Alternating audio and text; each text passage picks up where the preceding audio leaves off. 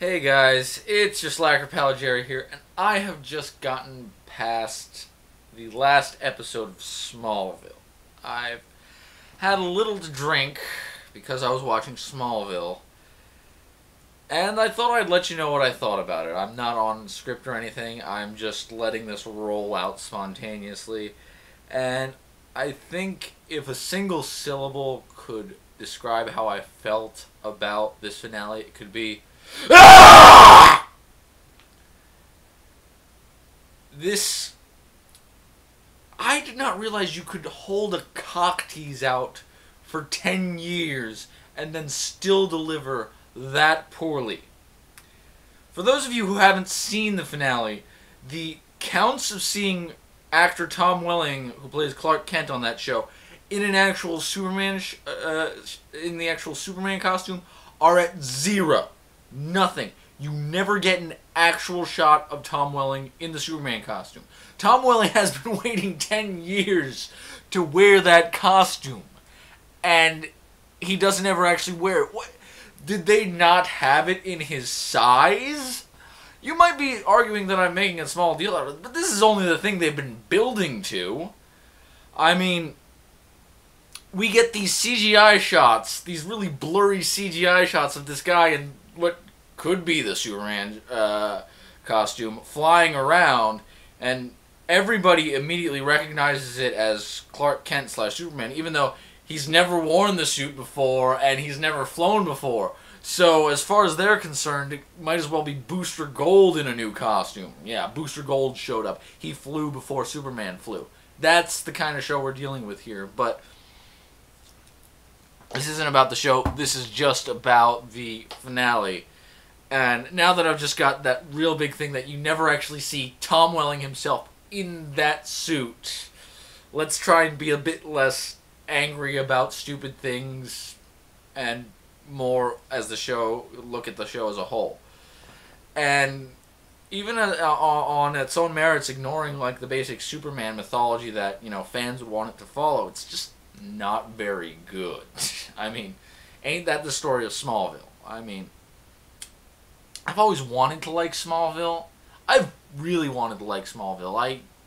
I kind of liked it when I was 14. I mean, I didn't think it was as good as, you know, Shaman King or Black Cat or whatever I was reading when I was 14. And, you know, when a 14 doesn't think, you know, a show is that awesome, you got some problems there. I mean, there were some things I liked about it when I was 14. I mean, I liked the fact that Clark was 14 while I was 14. That was kind of cool in a really silly, you know, self-congratulatory way.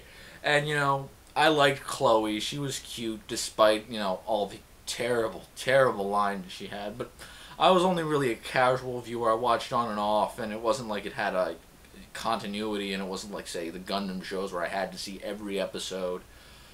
But we're getting into sort of Smallville as a show instead of the finale. So let me get back to the finale. And the opening is pretty insane in that, you know, it's got a future Chloe, 7 years in the future, reading a comic called Smallville to what I assume is her son.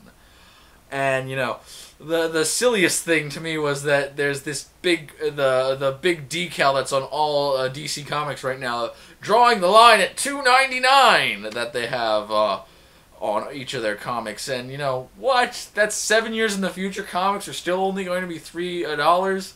I mean, you know, a few years ago they were $2.50. You know, so no way. But, you know, again, nitpicking there. One of the biggest disappointments, spoilers, is Lex comes back. And, you know, Michael Rosenbaum was always one of the best parts of the show. And not to get too much on a tangent of Smallville as a whole, but he honestly always struck me as the most heroic character on the show. You know, he was the one simply trying to find the truth, and Clark resented him for that, yada, yada, yada. Moving back to the finale, Lex is barely in it at all, and I think they only put him in it because they really were trying to just weld this really hard to actual Superman comics, and they couldn't have Superman starting with Lex Luthor dead. Rosenbaum is a good actor, unlike most of the actors on the show, and does the best he can with really the bad writing he gets. That's kind of the story of Michael Rosenbaum, and he has one line where it goes like, "A villain is only as good as his hero, and a hero is only as good as his villain." And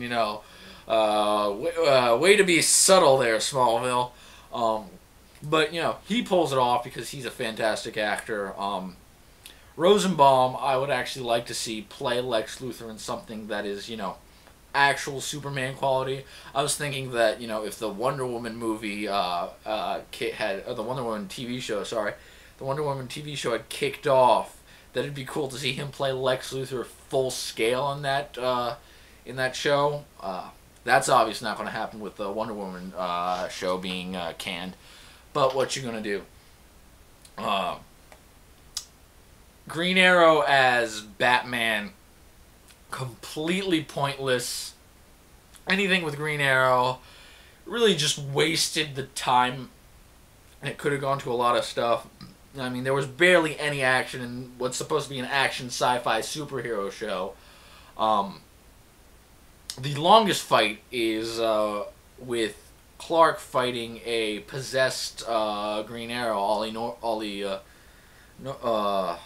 but yeah, it's long, it's really predictable, and it's really boring. The whole thing is Ollie is trying to get Clark to wear a yellow kryptonite ring, and I'm pretty sure those things are radioactive. It should have affected him before he put it on. It's not activated by touch, I'm pretty sure, but I guess I can't complain about Superman mythology being inconsistent at this point. The fight was really boring, and then there was there's a lot of time wasting, which just wasn't cool. You had all this buildup that was that could have been resolved, but because of all this dilly-dallying that was started in the last episode, as soon as the whole thing with Ollie trying to cure the darkness, he found a cure in the last episode and it was destroyed, rendering that entire episode pointless.